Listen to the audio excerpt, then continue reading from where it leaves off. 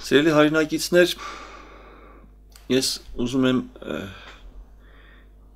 նորից տեղափոխվել Կուրի Ծախապնյա շրջաններ և այդ երկրամասի տարածքից մի քանի հուշեր ևս ձեզ փոխանցել։ Ուրեմն 1985 և 86 թվականներին Իսմայիլի և Շամախու շրջաններում եմ հիմնականում շրջագայել, ինչպես նաև Աղսուի շրջան, անշուշտ Աղսուն փոքր շրջաններ, ընդամենը 5 հայաբնակ գյուղ կար, բայց մյուս այդ երկու շրջաններում յուրաքանչյուր շրջան 10-ից ավել գյուղ ուներ։ Եվ հիմա ուզում եմ թե Իսմայիլի շրջանի Գանձակ գյուղում տեղի ունեցած մի դեպքի մասին պատմել ձեզ և թե Շամախու շրջանի Սաղյան գյուղում տեղի ունեցած։ Իսմայիլի շրջանի Գանձակ գյուղում 80-85 թվականին Գանձակը գտնվում էր 3 գյուղերի միջակայքում, դրանք էին Ավանաշենը, որ արդեն վերանվանվել էր, պաշտոնապես կոչվում էր Ղոշաքենտ, Թուբիշենը և Քեշխուրտը։ Այս 3 գյուղերի միջակայքում էլ գտնվում էր երբեմնի մարդաշատ, իմ այցելության ժամանակ արդեն ընդամենը ուներ 6 տուն բնակիչ, 6 տուն բնակիչ և միասին 10 շունչ։ Ես Քեշխուրտից բարձրացա դեպի Գանձակ գյուղ, Քեշխուրտում հյուրընկալվել էի Արկադի Թորոսյանի ընտանիքում, որը Քեշխուրտի միակ ընտանիքն էր, որը դպրոցահասակ երեխեք ուներ, և իրենց երեխեքը, քանի որ գյուղում դպրոց չկար, հաճախում էին ավելի մի 3 կիլոմետր հեռավորության վրա գտնվող մի ադրբեջանական գյուղի դպրոց։ Ահա այդ վիճակն էր փաստորեն Քեշխուրտում, որից ուրեմն արդեն մի 4-5 կիլոմետր հյուսիս Գանձակն էր։ Ճանապարհը ինքը կածան էր, այսինքն նույնիսկ մեքենայի ճանապարհ, գոնե հողի մի ճանապարհ, որպես հաղորդակցության միջանկյալ ճանապարհ գոյություն չուներ, ուրեմն կածան էր, բայց լայն կածան էր։ Եվ անընդհատ դեպի վեր էր բարձրանում, վերելք էր ճանապարհը, վերջապես մի տեղ, որ արդեն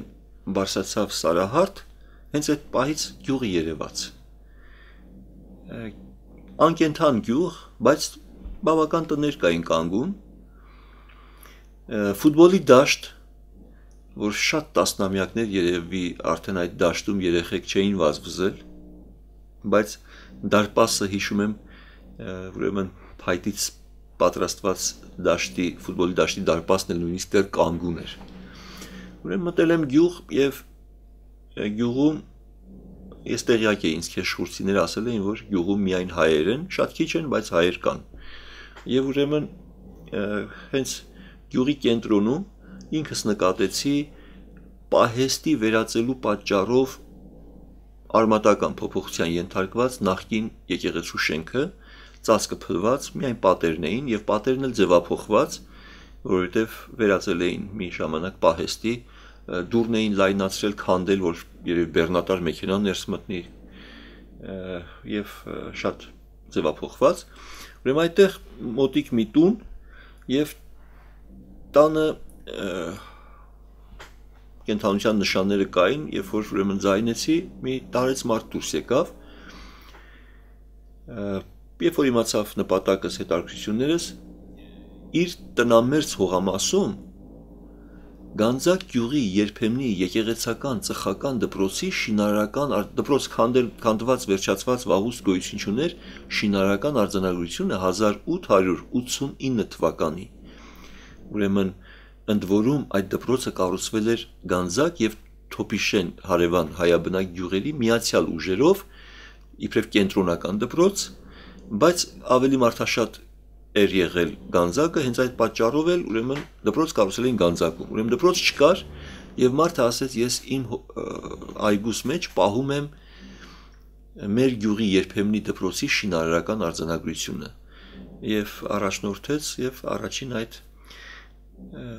քարը լուսանկարեցի Եվ երևի մի կես ժամի չափ էլ իրենց տանը հրավիրեցին ներս, զրուցում էինք, երբ որ իրենց տան շեմքին հրաժեշտի պահին ասացի, որ նկարեմ ամուսիններին, տիկինն էլ կար Վարդուհի, երկուսն էլ 80-ից արդեն ծեր ամուսիններ էին, երբ որ ուրեմն լուսանկարեցի եւ ասացի, որ խնդրեմ ձեր անուն ազգանունն ասեք, որ փոստով կարողանամ հետո նկարները ձեզ ուղարկել, մարդ ասեց Սմբատ Քալյան, երբ որ Քալյան ասեց ազգանունը, միտքս ընկավ, որ 1866 թվականին Շամախու թեմի առաջնորդ Դանիել Վարդապետ Շահնազարյանը իր թեմի գյուղերին այցելություն կատարելու շրջանակում, երբ որ այցելել էր Գանձակ, հյուրընկալվել էր գյուղի առավել հայտնի մի անձնավորության տանը, որի անունն էր Գասպար Բեկ Քալյան։ Սա ուղղակի հիշեցի, որտեղ ես գրառումներ ունեի արած, նաև Դանիել Շահնազարյանի հուշերից, որ հրատարակել է Արարատ ամսագրում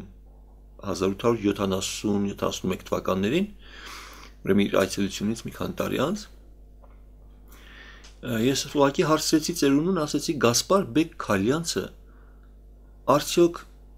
դուք կապ ունեք, որտեղ ձեր գյուղից է եղել, տեսնելու բաներ այդ մարդու ոգևորությունը։ Ասում է, դու որտեղից գիտես Գասպար Բեկ Քալյանց։ Ասում եմ, այսպես, նորից զարմացած։ Ախր դու ինչպես կարող ես իմանալ։ Իմ թորները դա իմ պապիս հոր անունն է։ Իմ թորները չեն իմանում Գասպար Բեկի անունը։ Ինչպես ես դու իմանում։ Ինչ ոգևորություն ապրեց այդ մարդը նկարագրելու չի, ես չեմ կարող դա նկարագրել։ Դրանով եմ Գանձակ գյուղը միշտ հիշելիս Սմբատ Քալյանին եմ հիշում եւ իր այդ ոգևորությունը, որ անցորդ մեկը, որ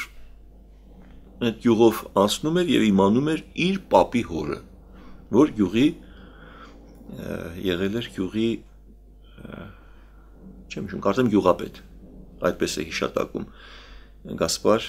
Բեկ Քալյանց։ Ուրեմն սա Գանձակ գյուղում այդ փոքրիկ միջադեպը, որ մեծ ուրախություն պատճառեց Սմբատ Քալյանին, իսկ երկրորդը, որ մի խումբ գյուղացիների ուրախություն պատճառեց արդեն, եւ անշուշտ փոխադարձ ինձ էլ փոխանցվեց ունկերներիս, դա Շամախու շրջանի Սաղյան գյուղում կատարվածն է։ Ուրեմն այդ տարիներին 80-ականների երկրորդ կեսին արդեն ես մենակ լինեի թե ընկերներիս հետ շրջեցնում էինք մեզ հետ, մեր հետ տանում էինք ուրեմն նաև սլայդեր ցույց տալու սարքը եւ պատկերներ, սահիկներ հենց այն իսկ տարածաշրջանից, ուր որ մենք շրջում էինք։ Այդ կերպ մենք ծանոթացնում էինք տեղացիներին իրենց իսկ բնակավայրերում կամ իրենց մերձակայքում եղած պատմական հուշարձաններին։ Անշուշտ իրենք իրենց հուշարձանները իբրև այդ վայրերը շատ լավ էին իմանում, բայց ծարավ ունեին ավելի պատմական տեղեկությունների, արձանագրությունների բովանդակության, որ անշուշտ գիտեն, որ կա, բայց չեն կարող կարդան։ Ուրեմն այս մասով թե պատկերներն էինք ցուցադրում եւ թե ուրեմն կարծես ավելի ճանաչեցնելով այդ ճանապարհով իրենց իսկ միջավայր, իրենց պատմական հուշարձանները, այսինքն հայրենաճանաչություն էին փոխանցում։ Մեզ էլ մասնավոր ինձ էլ շատ հաճելի էր դա, որովհետև միշտ ոգևորություն էի պատճառում եւ այդ ոգևորությունն էլ փոխադարձ ինձ էլ փոխանցվում էր։ Այսինքն ես ուրախանում էի, որ մարդիկ ուրախանում են։ Սաղյան գյուղում այդ ճամփորդությանը դա 86 թվականն էր, ես մենակ չէի, երկու ընկերներս էլ ինձ հետ էին։ Ավակ ընկերս Ռոբերտ Դաշտոյանը եւ ֆիզիկոս Հովանես Բադալյանը։ Ուրեմն մենք երեքով էինք այդ ճամփորդությանը։ Հյուրընկալվեցինք գյուղի բրիգադիրի Արտաշես Դանիելյանի տանը։ Եվ որին ես նախորդ տարվանից արդեն իսկ ճանաչում էի։ Մի տարի առաջ էլ եղել էի գյուղում, մենք արդեն ծանոթներ էինք։ Երբ որ Արտաշեսին ասացի, որ ունենք հնարավորություն երեկոյան, երբ որ մութը ընկնի, ուրեմն պատկերներ ցույց տանք ձեր շրջանի տարբեր գյուղերի, Մեսարու վանքներ, Քարքանջի եկեղեցին, Խալախանի գերեզմանոցը եւ եկեղեցին, Մատրասա գյուղի հուշարձանները, ինչևէ ուրեմն Շամախու շրջանի պատմական հուշարձանները եւ հենց Սաղյան գյուղի Սուրբ Ստեփանոս նախավկայի վանքից վիմագրերից տարբեր պատկերներ։ Մարդն ասաց, որ ես սպասի իմ հարևաններին էլ կանչեմ եւ թող իրենք էլ տեղյակ տեսնեն այդ, այսինքն ձեռնարկին մասնակից լինեն։ Անշուշտ ես էլ ուրախ էի, որ որքան շատ մարդ տեսներ, այնքան դե ավելի օգտակար է, այսինքն այդպես էի մտածում։ Ուրեմն հավաքվեցին տան առջև խաղողի այդ թարմաները կային, բավական տարածության վրա, ուրեմն տան կից հարևանի տունն էր, որի պատը սպիտակեցված էր, եւ այդ տունը իր ամբողջ այդ ճակատով մեզ համար էկրան ծառայեց, ուրեմն պաստառներ փաստորեն դա մեր, տեղավորեցինք, սարքը միացրեցինք եւ սկսում ենք դիտել Շամախու շրջանի պատմական հուշարձանները, հավաքվել են երևի մի 15-20 հոգի։ Ամեն մի պատկեր շատ հետաքրքիր էր այդ արձագանքերը, մեկը վայ իմ ասենք այդ գյուղից եմ հարս եկել, ես մեր գյուղն է, մյուսը թե մեր այսինչը այդ գյուղից է եւ ամեն մի պատկերին, որ ամեն մի գյուղից հերթով ուրեմն ներկայացնում եմ